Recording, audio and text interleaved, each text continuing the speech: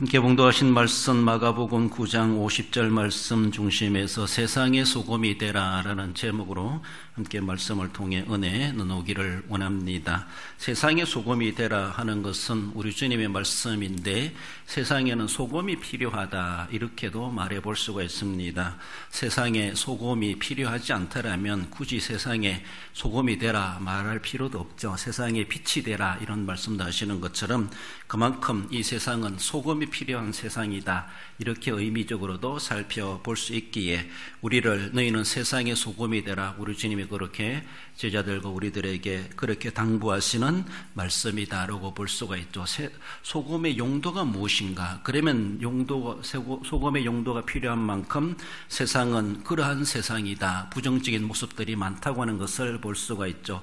오염되고 불량스럽고 변질되고 부패하고 무정하고 무법한 이러한 세계 속에서 단순한 물질적인 소금만이 아니라 의미적인 그런 모습에서도 소금을 우리가 말해 볼 수가 있습니다. 여러분들 오늘 제가 소금이라는 단어의 말을 많이 할 텐데 이 소금을 단순한 물질적인 소금만 생각하지 말고 이제 우리는 성도이니까 영적인 개념으로 이 소금은 바로 예수 그리스도를 가리킨다 이렇게 생각하셔야 됩니다. 그래서 항상 예수님을 마음속에 품고 어디를 가든지 우리가 소금 노릇 소금과 같은 역할을 우리는 어디를 가든지 그리스도의 향기, 그리스도의 얼굴, 그리스도의 목소리, 그리스도의 모습을 우리는 드러낼 수 있는 곳곳에 어느 곳이든지 소금이 필요하지 않는 곳이 없다고 할 만큼 예수님이 필요하지 않는 곳이 없는 세상이죠. 그래서라도 성육신, 인간의 몸을 입고 오신 것처럼 이제 오늘 우리에게도 너희들은 소금이 되라라고 하시면서 소금으로 살아가는 우리의 모습이 되어야 하는데 사회와 시대의 적 사명으로서 우리는 정말로 선민으로서 성도로서 교회로서 하나님의 보냄을 받은 사자로서 우리는 분명히 소금의 사명, 소금의 직분이 있다라는 것을 생각하십시다. 생활의 건강으로서 정말 하나님 우리 성도들 지역에서 빛과 소금이 되게 하옵소서. 저는 그렇게 늘 기도합니다. 인산의학이라고 하는 그런 분야가 있는 것 같아요. 그쪽에 있는 책을 제가 봤는데 여러분들 겨울 다 지나갔습니다만은 겨울에 감기 안 걸리고 독감 안 걸리고 동장군을 이겨낼 수 있는 우리가 섭취할 수 있는 세 가지 음식이 있는데 그것을 먹으면은 겨울을 든든하게 따뜻하게 지낼 수가 있다 그렇게 전해지는 정보가 있는데 그 중에 하나가 뭔가 하면은 홍하씨 그리고 무 그리고 하나는 소금 죽염 주로 그 인산의학에서는 죽염을 많이 강조합니다. 약방의 감초라고 이래도 저래도 감초가 들어가는 것처럼 몸이 어떻든지 간에 죽염 많이 먹어라 이렇게 강조합니다. 그래서 죽염을 많이 먹어도 별 탈나지 않고 우리 몸에 필요한 만큼은 죽음은 그렇게 내재하고 필요 없는 걸 다 배출한다는 식으로 죽염이 그렇게 좋다라고 그렇게 강조를 하고 겨울에 추위를 안 느끼고 지나가려면은 홍화씨, 무 이렇게 또 죽염 이런 것들을 그런 것들을 많이 곁들여 먹으면은 겨울을 따뜻하게 지낼 수가 있다 그렇게 전해지기도 합니다. 성경이 안 나온 내용이니까 전 잘 몰라요. 그러니까 그분들이 그렇게 강조를 합니다. 의학적인 아마 그래도 그런 효능이 있지 않나 싶습니다. 본문으로 돌아와서 세상의 소금이라는 대란 제목으로 주시는 말씀 소금은 좋은 것이라 그렇게 말씀하십니다. 한마디로 뭐가 좋냐 물어보면은 다 좋아 이렇게 말하는 것처럼 총평이라 총평 그냥 소금은 좋다 예수님 말씀 그러잖아요. 마가복음 9장 50절에 소금은 좋은 것이로되 오늘 본문에 소금은 좋은 것이로되 아무튼 일단은 예수님은 소금은 좋다라는 평가로부터 시작합니다. 왜 좋은지 뭐가 좋은지 이건 말씀하지 않고 이스라엘에는 사해바다 즉 염해가 있죠. 소금바다. 그래서라도 이스라엘 유대인들은 고대로부터 그 소금을 잘 섭취하고 그들이 사용하는데 유입하는데 상당히 쉽게 그렇게 채취할 수가 있었다 그렇게 말을 한다고 합니다. 이스라엘인들이 다른 민족들과 다르게 소금바다가 있기 때문에 거기서 소금을 섭취해가지고 또 식용으로 사용하는데도 아주 유용했다 그렇게 말하고 이스라엘 백성들 고대로부터 빵을 만드는데 소금이 안 들어갈 리가 없다 이렇게 말합니다. 소금이 안 들어가는 음식은 식사할 음식이 아니다 이런 속담이 있을 만큼 그들은 소금을 음식에 많이 사용하고 또 것도 소금 없이 요리할 수가 없다, 이렇게도 말한다는 겁니다. 그래서 소금빵을 먹는다든가 아니면은 빵을 먹을 때 소금과 함께 먹는다든가, 우리는 뭐 설탕 찍어 먹고 꿀 찍어 먹고 아주 그다음 소금 찍어 먹는가 봐요. 아무튼 그래서 음식에 소금이 늘 곁들인다, 이렇게도 전해지기도 합니다. 저도 집사람과 함께 전에 유럽에 갔을 때 폴란드 가니까 소금 광산이 있어요. 석탄 캐는 데가 소금을 캐는 광산. 그 소금이 내재했다는 걸 알고, 그래서 탄을 캐듯이 거기에 지하 들어가가지고 소금을 캐내는 거죠. 그래서 지상으로 올려내는 건데, 거기 들어가면은 전부 다 소금 동굴, 소금으로 조각도 해놓고, 소금으로 엄청난 예배당도 그 안에 큰 성전도 예배할 2만 건 정도는 되는 것 같은데, 소금굴이에요. 소금굴을 파면서 이렇게 예배당 시설처럼 강단도 해놓고 사람들이 앉을 의자도 해놓고 소금으로 다, 소금 그 자체로 캐면서 그냥 그렇게 조각을 실제 땅 속에다 그렇게 해놨어요. 광장같이. 그래 가면은 그 안에서 뭐 컴퓨터 꺼내 먹고 음식도 해 먹고 이렇게 할 만큼 거기에 강부들이 일하는 데 대해서 그런 데 가봤는데, 그만큼 고대로부터 우리가 우리 인류의 삶에 있어가지고 소금을 빼놓을 수가 없다, 그렇게 말해볼 수가 있습니다. 이스라엘에서는 소금기가 없는 곡물이나 제물은 있을 수가 없다, 그렇게 말하죠. 우리가 성경에서도 바라볼 때 소금은 성전에 있는 제물을 보존하는 데 대해서도 소금이 필요하기도 하고, 하나님께 제물을 드리는 데 대해서도 소금을 친다든가 소금기를 가지고 사용하기도 하고, 그래서 성전에는 소금을 저장하는 창고가 있다, 이렇게도 말을 하기도 합니다. 출애굽기 30장 35절에 보면은 그것으로 향을 만들되 향 만드는 법대로 만들고 그것에 소금을 쳐서 성결하게 하고 라고 말하고 있습니다.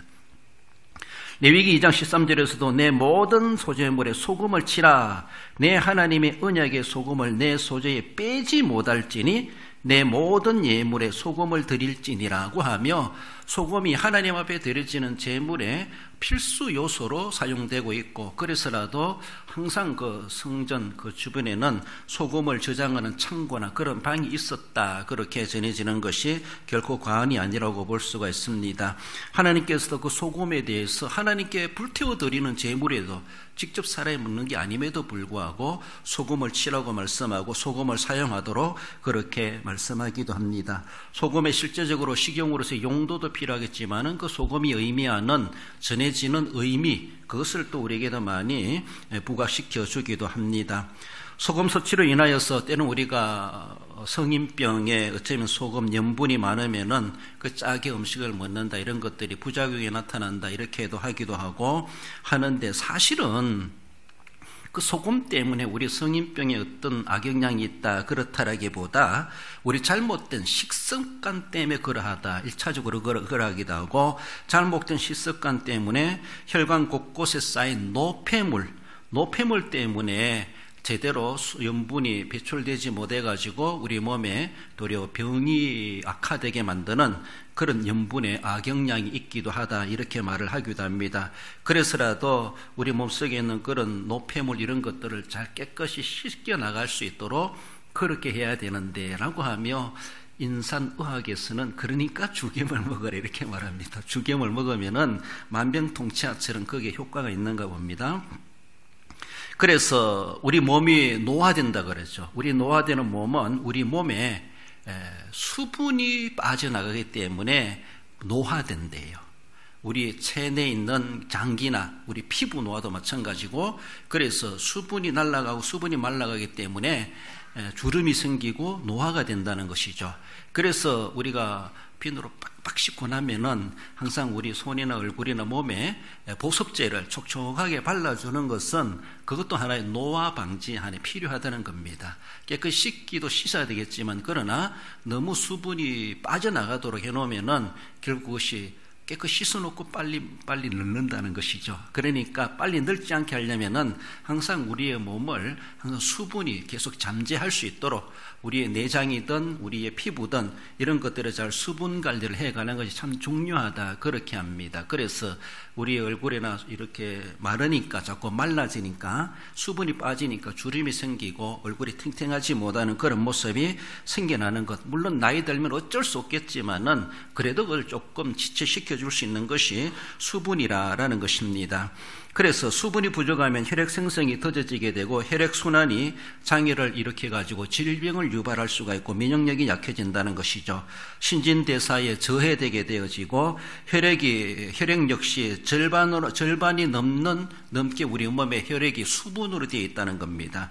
그런데 수분이 부족하면은 우리의 피가 탁탁해진다는 것이죠. 우리가 링거 맞는다 그랬죠. 링거 주사액에도 우리 체액에 포함되고 있는 수분이면서도 거기에 염분이 0.9%가 들어있다 그렇게 말합니다. 원래 링거 맞는 거기에는 염분이 0.9%가 있대요. 그게 뭔가 하면은 태아 있는 아기가 양수 속에 있는 염분이 0.9%랍니다. 0.9%. 그래서 우리가 링게로 만든다 그래. 링거 맞는 것도 거기도 수분이면서도 0.9% 염분이 들어있다. 생리식염수 이렇게 말을 하기도 합니다. 우리가 소변 검사를 하는데 소변 검사할 때 염분 농도가 1.2%가 적절한 거래. 적절한 거. 빨리 적어놓으세요. 건강 강의입니다. 1.2%. 저도 그분들의 의학 책을 보면서 하는 거예요. 근데 0.2%에서 너무 많아도 적어도 문제가 생겨난다는 거예요. 그래서 0.9% 이하로 떨어지면은 염분이 0.9% 이하로 0.9%가 양수의 염분이라고 그랬잖아요. 링거 맞는 것도 0.9%인데 그 이하 떨어지면은 면역력이 약해지고 염증이 생겨날 수가 있다 그렇게 말하고 암 환자들은 0.8% 이하가 돼버립니다. 그럼 암이 유발할 수 있죠. 암이. 그래서 상당히 염분이 우리 몸에 얼마나 잠재하고 있는가 참 중요하다 그렇게 말합니다. 일단은 이제 염분 고르하고 수분을 이야기해 볼 때 사람이 노화되는 것은 수분 양에 따라서 노화 속도가 달라질 수 있는데 어린 아기들은 몸의 90%가 물로 되어 있대요. 물로. 그리고 성장기는 70%래요. 그리고 중년이 되면은 60%로 수분이 줄어든대. 노년기가 되면은 60% 이하로 돼버린대. 수분이. 그리고 들어가서 50%까지도 떨어질 수가 있겠죠. 그러니까 점점 우리가 성장이 이제 멈춰지면서 노화될 수밖에 없겠지만은 그러면서 우리 몸에 수분이 점점 퍼센터지가 줄어든다는 것이죠. 줄어들면서 우리 몸은 자꾸 쇠하여져 가고 피부나 내장이나 노화되어져 가고 기능이 점점 약화되고 기능을 제대로 발휘하지 못한다라는 겁니다. 물론 오래 썼으니까 낡아지기도 하고 그런 것도 있겠지만은 수분의 양에 따라서도 우리 노화 속도가 빨라질 수가 있다 이렇게도 보여지고 수분을 잘 조절하면은 자연적인 노화에서 우리가 어느 정도 조금 브레이크를 잡게 해주는 그런 효과가 있다라고 그렇게 말합니다. 인체 세포 또는 수분이 줄어들기 때문에 그 수축 과정이 그래서 빨라지게 되고 주름이 생기게 된다 그렇게 말합니다. 여러분들 소금은 체내 수분의 조절하는 중요한 역할을 하는데 우리 몸에 이렇게 염분이 적정 영도가 있을 때에 그것이 바로 우리가 아무리 물을 많이 먹어도 상관이 없어요. 그런데 몸이 원하는 적정 수분이 없는데 염분이 없는데 적정 염분이 없는 가운데 내가 물을 많이 먹어야지. 물을 많이 먹는다고 효과가 있느냐? 없다는 거예요. 없다는 거예요. 적절한 염분이 내 몸에 있는 가운데 물을 먹으면은 그 염분이 우리 물이 아무리 많이 들어와도 넘치는 건 배출되게 만들고 모자라는 건 몸으로 퍼지게 하고 이 조절을 해준다는 거예요. 몸에 필요한 것들. 그런데 염분이 있어야 될 염분만큼 없는데 물을 많이 먹으면은 도리어 이뇨작용 때문에 몸속에 있는 다른 물까지 소변으로 다 빠져나간다는 거예요. 그리고 더 노화가 물 많이 먹었는데 또 노화가 빨라진다는 거죠. 물 많이 먹으니까 이제 소변을 많이 봐야 되잖아요. 그러니까 내 몸에 적절한 염분이 없는 가운데 물을 아무리 먹어본들 도리어 내 몸에 있는 수분까지도 내가 물 먹은 것 때문에 소변으로 빠져나가게 만들어서 도리어 노화하게 만든다. 이렇게 말하면서 결국은 이노작용을 조절해 주는 것은 수분이 내 몸에 물을 많이 먹었을 때 유익하다고 말하는데 하루에도 1.8리터 먹으라는데 도저히 쉽지가 않은 것 같아요. 한두 컵 그냥 먹기도 쉽지 않은데, 그러나 물을 많이 먹어도 탈이 안 나고 그런 것은 내 몸에 염분량이 적절하게 있을 때 염분이 내 몸의 수분을 조절해 준다는 겁니다. 그러므로 그때 많이 먹으면 얼마든지 몸에 효과도 있는데, 염분이 없이 물을 많이 먹어본들 도리어 탈수 현상만 나타난다. 그렇게 의학적으로 이야기합니다. 이만큼 물도 중요하지만 오늘 예수님 말씀, 소금은 좋은 것이로되. 그래요. 어쩌면은 물보다도 소금이 더 우리 인체에 중요한 것은 아닌가, 더 중요하다는 그 말할 수 있지 않겠는가. 그러니까 군인들이 행군을 한다 할 때 소금 물통을 찬다, 소금 가지고 간다 이렇게 말하잖아요. 땀을 많이 흘리거나 또 힘들 때 소금을 뭐라 그러잖아요. 그 차라리 물을 먹기도 하지만, 그러나 염분이 없는 가운데 아무리 물을 많이 먹어도 도리어 목이 더 목마름을 느낄 수가 있다는 것이죠. 그런데 그 염분을 어떻게 내 몸에 조절해야 되는지 그까지는 잘 모르겠는데, 그러니까 거기서는 죽염을 먹어라. 죽음 홍보라 씁니다. 오늘 죽염 많이 먹으라는 겁니다. 마태복음 5장 13절에 너희는 세상의 소금이니, 너희는 세상의 소금이니. 그래요. 우리의 몸과 우리의 사회와 내가 살아가는 이 공동체, 국가 공동체까지도 좋은 영향을 끼치는 소금이 되어야 되죠. 소금은 일단은 좋은 곳이로되, 일단은 좋은 거예요. 좋은 것이기 때문에 우리가 가서 좋은 영향을 끼쳐야 돼요. 내가 그리스도인입니까? 내가 선민입니까?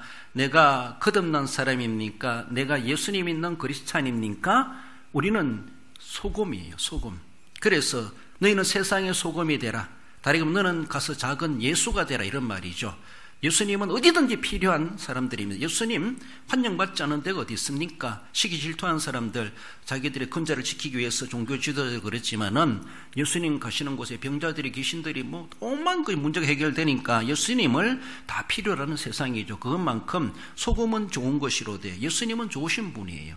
우리는 예수님을 품고 살아가는 분들입니다. 그러면 우리는 하나의 소금이기도 하고 작은 예수다, 이렇게 말할 수도 있습니다. 그래서 이 세상에 소금이 필요한 모든 사람들에게 우리는 거기 가서 소금을 역할을 해가야 된다. 우리의 가정과 우리의 지역사회와 우리의 몸담고 있는 직장과 우리의 공동체와 더 나아가서는 민족 국가 공동체, 더 나아가서는 세계 어디를 가든지 좋은 것이기 때문에 가서 좋은 영향을 끼쳐가는 우리의 삶이 되는 것이 지극히 당연하고, 그래서 교회는 좋은 곳이다, 성도는 좋은 사람이다, 이런 말을 우리는 듣도록 분명히 어디를 가든지 그런 소금 노릇, 죽염 노릇, 어디를 가든지 그들에게 필요함을 채워줄 수 있는, 과한 것은 넘쳐나고 흘러가게 하고 모자라는 것은 빠져나가지 않고 채워주게 하고 모이게 하고, 그런 역할들 우리가 소금으로서의 사명을 잘 감당해내야 할 것입니다. 나아가서 세상의 소금이 되라고 하는 것은 맛을 내는 소금임을 말씀하고 있습니다. 한마디로 맛 떨어지게 하는 것이 아니라 맛나게 한다는 겁니다. 맛집 찾아가죠. 소금이 만일 그 맛을 잃으면 무엇으로 짜게 하리요? 마태복음 5장 13절에서도 후에 아무 쓸데없어 다만 밖에 버려져 사람에게 밟힐 뿐이니라, 동일한 구절이 나오는 것을 볼 수가 있습니다.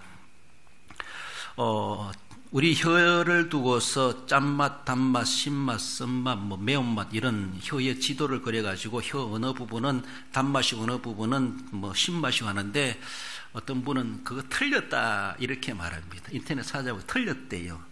어떤 과학적인 실제적인 그런 실험 결과가 임상 실험이 되는지 모르지만은 어떤 분은 그렇게 5개 맛만 우리 혀가 가지는 것이 결코 아니라는 것이죠.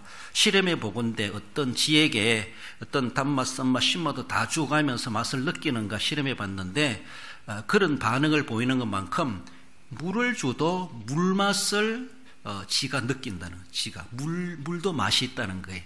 물이 무슨 맛이라요? 맹물 맛이죠. 그래서 물도 어떤 맛이 있다는 것이죠. 그럼 물맛이죠. 물맛.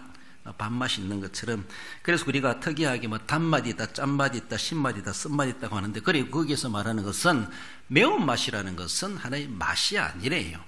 이건 맛이 아니라 미각이라고 하기보다는 생리적인 통각이다, 이렇게 하면 한마디로 통증이래. 통증. 그거는 맛을 이야기한다기보다 우리가 맛을 느낌이 있어가지고 그것을 우리의 신경이 통증을 느끼는 거다, 통각이다, 이렇게 표현하기도 합니다. 그래서 매운 것은 맛의 구분으로 하기보다는 하나의 우리가 몸이 느끼는 통증의 구분으로 하는 것이 맞지 않나, 맛의 종류이기보다 그러하다, 그렇게 말을 합니다. 그래서 소금은 사람에게 참 좋은 것이고 뿐만 아니라 맛을 내는 것이다, 이렇게 말을 합니다. 우리가 김장을 하든지 너무 짜다, 소금 너무 많이 넣었네, 그런데 그런 모습에서 소금이 좀 불필요하게 용량이 많아서 그렇기도 한데, 아무튼 맛을 낸다는 대표적인 조미료로 소금을 우리가 이야기해 볼 수가 있습니다. 반드시 어디든지 소금을 치면은 맛이 나게 되어져 있다, 이렇게 의미를 발해 볼 수가 있습니다. 소금을 치는데 우리가 말을 하는데도 소금을 치고, 내가 손짓하는데도 소금을 치고, 내가 행동하는데도 소금을 치고, 우리 생각하는데도 소금을 치고, 그러면은 그치는 손이 맛나는 손이 되죠. 그친 말이 맛나는 소리가 나오게 돼 있어요. 소금을 치면은. 그렇죠? 그게 소금을 치면은 좋은 생각이 나오게 되고, 우리 행동 거지에 소금을 치면은 맛나는 행동이 나온다는 그런 의미. 이해됩니까? 그러니까 소금을 치라는 것이죠. 모든 하나님께 드리는 소제물에도 소금을 치라, 소금을 넣어라. 그래서 우리의 사지백조, 오장육부, 이목구비 모든 사용에 있어가지고 맛이 나도록 우리의 지체를 사용해야지. 맛을 내는 소금이다. 너희는 세상의 소금이니 가서 맛을 내라는 겁니다. 입으로든 손짓이든 눈길이든 생각이로든 마음으로든 전인적으로 거기에 소금을 치가지고 맛을 내는 소금, 맛을 내는 우리의 모든 지체 활동, 그렇습니다. 우리가 하나님 앞에 예배를 하고 헌금을 하고 찬송을 하고 봉사를 하고 선교를 하고 구제를 하고 무엇을 한다 할지라도 우리는 다 예수님의 이름으로 하라, 이렇게 말하는 것처럼 오늘 본문의 용어로 보면 소금을 치라면 소금을 치라. 소금을 치어서 만나게 하라는 것이죠. 하나님이 그것을 연락하신다는 것이죠. 그 제물에 소금을 친 제물을 하나님께 드릴 때 하나님은 받으신다라는 겁니다. 우리의 희생에도 소금을 치고, 겸손에도 소금을 치고, 사랑에도 소금을 치고, 내 방식대로 사랑하는 것이 아니라 소금을 확 쳐가지고 진짜 사랑 맛이 나도록, 남을 나보다 낮게 여기는 그런 겸손한 삶에서도 소금을 치고, 단순한 내가 어떤 인격적인 모습, 그거에서 살아서 원래 겸손한 사람이니까 겸손하게 한다, 양보심이 강하다, 이거는 예수님 안 믿어도 할 수 있는 부분이 있어요. 그럼 거기에 소금을 딱 치면은, 소금을 친다고 하는 것은 예수님의 진리를 모르는 사람들은 그 정도는 몰라요. 그 수준 모르는 겁니다. 우리는 그 이상을 이야기하고 있는 겁니다. 절제를 하고 경건히 생활하는 그 모든 우리의 행위와 삶에서도 소금을 치라, 즉 소금으로 맛을 내는 우리의 그런 삶이 되어야 될 것을 그렇게 말씀하고 있습니다. 그래서 평소의 삶 속에서 우리가 아무리 겸손하고 사랑하고 희생하고 한다 할지라도 소금을 치지 않는 그런 모습이 산다라면은 그 맛은 사라지게 되어져 있고, 조금 지나고 나면은 이미 그 맛이 다 날아가 버리고 무미건조한 그런 맛없는 그런 것들이 될 수가 있다, 그것을 말씀하시면서, 소금이 만일 그 맛을 잃으면 무엇으로 짜게 하리요, 무엇으로 만나게 하리요. 우리가 그리스도인이면 어디를 가든지 소금 맛을 낼 수 있는, 그게 무슨 말입니까? 싱거운 사람에게는 소금을 쳐주고 짠 데는 소금을 빼주고, 이런 모습에서 아무튼 효과 있게 만들어지는 세상급의 효능을 발휘해 갈 수 있는 소금의 역할을 우리가 해야 될 것을 그렇게 말씀하십니다. 그래서 나는 지금부터 앞으로 세상 살아가면 소금이다. 나 어디에 가든지 소금으로서의 주변 사람들에게 내가 있는 몸다가 있는 거기에 장소에 정말 아름다운 맛을 내야지, 늘 이런 거룩한 책임감을 가지고 살아가야 할 것입니다.